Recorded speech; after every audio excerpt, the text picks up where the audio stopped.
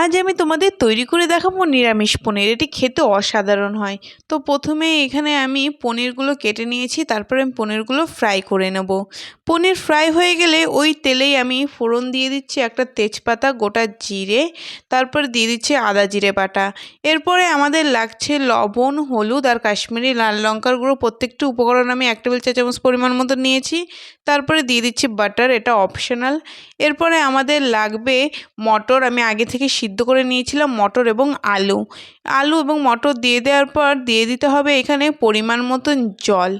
জল দিয়ে দেওয়ার পর আমরা দিয়ে দিচ্ছি এখানে পনির, আগে থেকে ভেজে রাখা পনির দিয়ে দেবো, আর দিয়ে দেবো কাঁচা লঙ্কা। কাঁচা লঙ্কাগুলি অ্যাড করার পর আমরা দিয়ে দিচ্ছি কস্তুরি মেথি, এটায় খুব সুন্দর ফ্লেভার আসে। এরপরে যখন এটা হয়ে আসবে তখন আমরা দিয়ে দেবো গরম মশলা। গরম মশলা অ্যাড করে দিলেই রেডি হয়ে যাবে। তো অবশ্যই সবাই ট্রাই করবে, খেতে অসাধারণ লাগে এবং কমেন্ট সেকশনে জানাবেন।